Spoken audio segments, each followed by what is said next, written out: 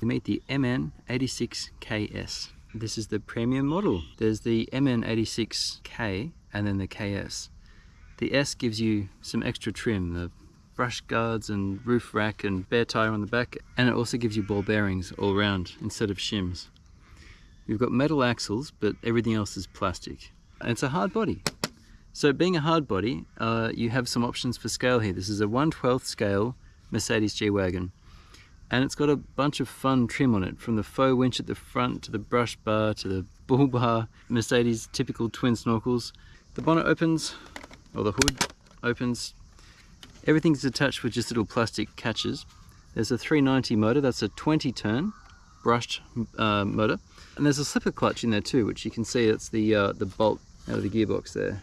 And it's, you know, it's quite attractive being a red motor. I know some of these kits come with a black motor. I believe they're both 20 turn 390s. It's a bit fast. Its lowest speed is a little bit high for crawling, honestly. Because you need to add throttle to get this motor to turn with its lower number of turns, you need to add more throttle when it's against an obstacle. So you hear that whine, which is normal.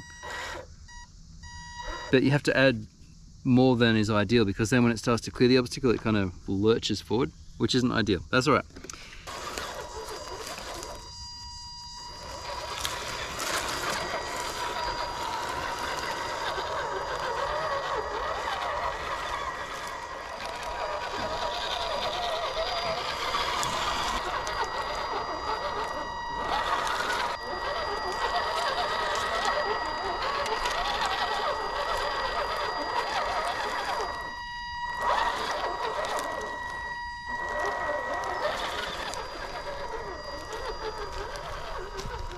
The doors open, they're on little plastic catches.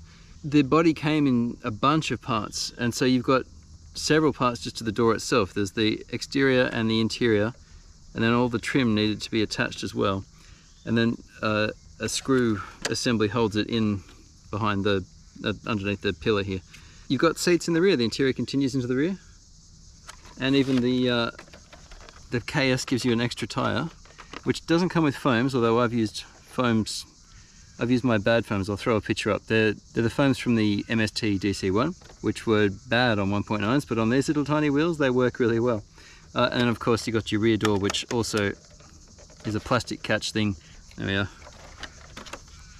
So it's just a plastic catch right there, and there's your interior. So there's room to put little figurines, steps that also pop off. Which I kind of like that they pop off actually, but they can stay stowed up and out of the way. Now the suspension, I found the suspension is a little bit on the stiff side, honestly. It's too stiff, which makes this thing kind of bouncy. It could use weaker springs, honestly. Now the servo is mounted on the axle, and the travel is sufficient for this little car, given it's like a scale car, but it's a little bit no, the travel's good actually, just the springs are too stiff. The tyres can catch on the body as well, but not terribly, and they have actually cut away, well, in the mould, they've ensured that they've removed that bottom leading corner so it doesn't grind. It's mostly out of the way. Now the manual was really good. This comes with a bunch of stuff, so many parts when you first get the truck, but the manual itself is reminiscent of the TRX4 Sport. Every page full colour. Everything's well labelled, everything's to scale. You've got the nice little measurements on it. It shows you an outline of the bolts that you're going to use and any other parts, so you can line them up on the page as you build it. I really like the manual, full points for that. There's not a lot of extra info in it. There's nothing about tuning it or finishing it with the electronics, which you need to supply yourself. But the manual itself, really good. Just for the parts, really good. Also, you don't need glue. It snaps together and screws together in places. So like even just looking in here, anytime you see different color plastic, you've got the bright gaudy exterior, you've got the red interior, but then the black lining. These are all separate pieces that all had to go together, and the whole is more than the sum of its parts somehow. It really is quite nice.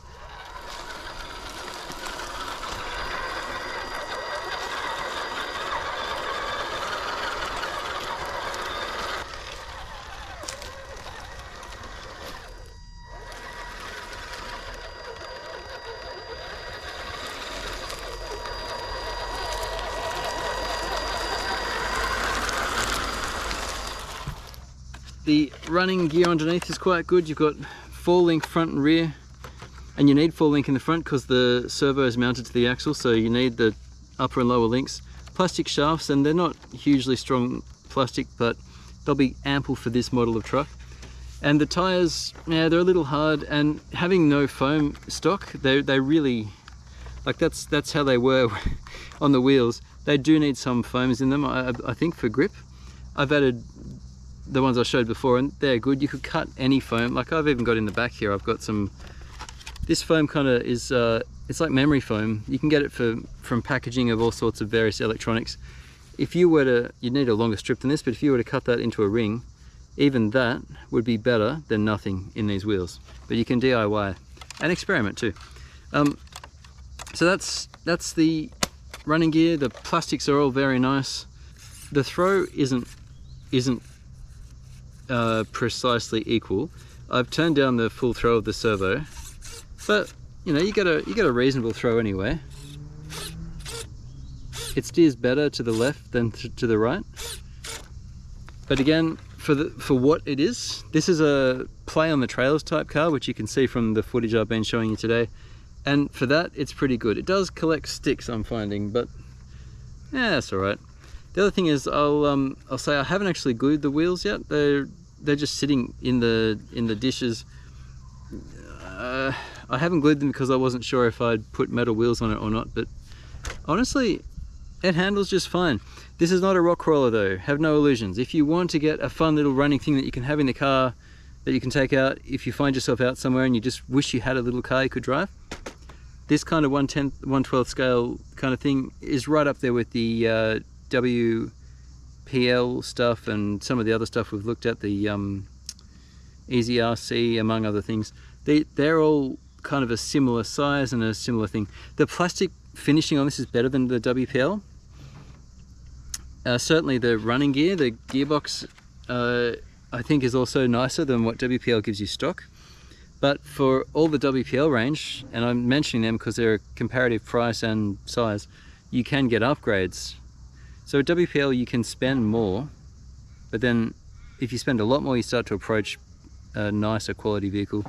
If you just want to buy once and not think about it again, the MN86KS, if you get the KS of whatever it is, you'll get the full set with ball bearings, which is a plus.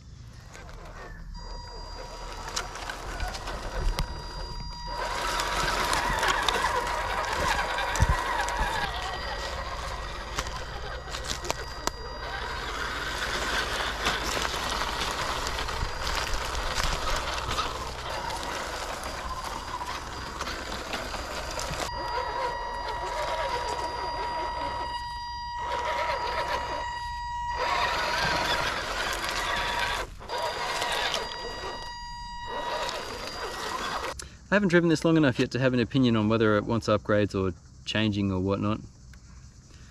The battery sits in the back. I've had to kind of Velcro strap mine in because of the size of my connector. I haven't resoldered things yet, but it's a nice little battery tray. It's thoughtfully done. A little LiPO, a 2S LiPO would be fine in this as well. If you had like between a 700 milliamp hour and a 1200 milliamp hour, you'd fit that in the back of this, no worries.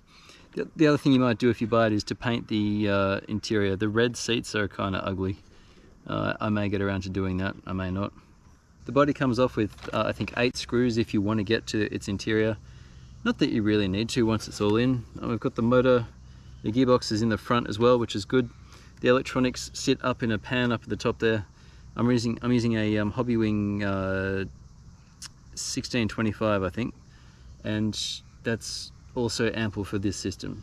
It doesn't need anything big. It doesn't need a 1060 or anything like that. Really, the 1625, which is a 25 amp ESC, is fine.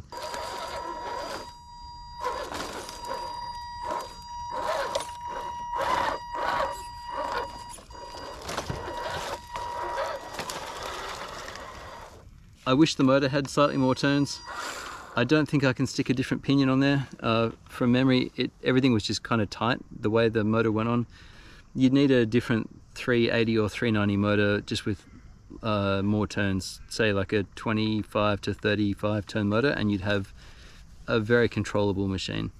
The servo isn't particularly strong, but it doesn't need to be because it's a trail truck. So you really could build this on a budget and be quite happy. The drivetrain is a hybrid of plastic and metal. You've got metal gears in the diffs and in the main gearbox and in the transfer case.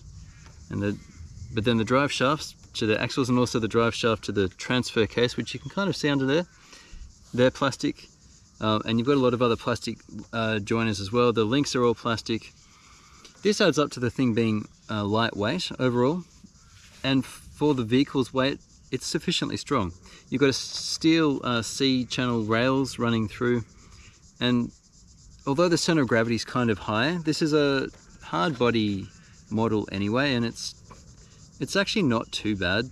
They've used plastic braces and mounts for the shock hoops and the lateral braces for the chassis and for the shock towers. It's all plastic, but that's okay because overall this is a cheaper model and it's competing kind of with the KM models. When you buy a WPL KM, and I'll compare that because they're similar, even though this is 112 and their KMs are often 116 or 114 sometimes. While their running gear is metal, it's not hugely strong metal. And the finish of the parts and the molds on the KM models is, I think, a bit more rough than this. The finish on this is really quite good. When you snap things in place, it's tidy. It's just got a crisp snap and it just sits there well. The KM models don't necessarily have that so much, and their screws are just all over the place, and the instructions on the WPL are horrible. In comparison, this is much more like a hobby, like a full fat hobby model. It still leaves a bit to be desired, you know. Some of the design decisions on this thing are strange. The battery, I did say before I had Velcro over this. The battery tray is fiddly. The best answer here is to run a longer cable from the ESC so that you can pull it right out, plug it in with the battery and then stick the whole thing in. I need to get around to doing that. At the moment it's just a fiddly pain and I gave up today. I just stuck the Velcro on. The travel of the suspension also could be better. It looks to me to be about I'd say 12 or 13 mils of travel in the rear. And in the front, there's really not much travel. For this size, your approach and departure angles aren't terrible. The breakover's not too bad either. I don't know what the actual angle is, but it has plenty of clearance for what it is. And given you'll be driving this on trails and exploring with it, that you don't have big heavy fenders hanging down over the front or some big bull bar hanging out over the front means this thing's going to be able to tackle obstacles if you get the line right. That's actually quite a big plus, because if you're driving a little hard body thing, you know it's going to be limited. For what it is, this is really not a bad machine. I like it.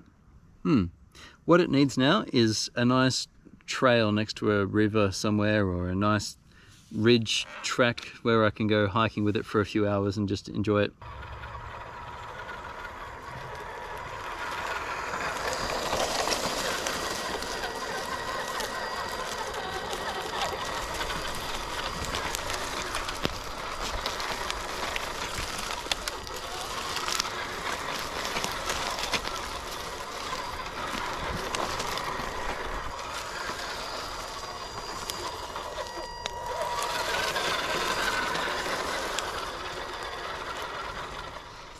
I'm expecting some good longevity on this thing, and treating it for what it is, I think it should please.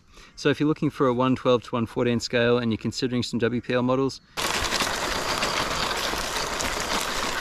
do take a look at the MN86KS. Get the 86KS because it's got ball bearings. If you found this useful or interesting, throw me a like, and I'll catch you next time on RC-TNT. Thanks for watching.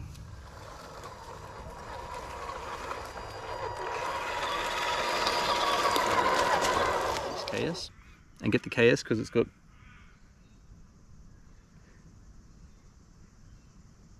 there's quite a large snake near me. I'm gonna need to go.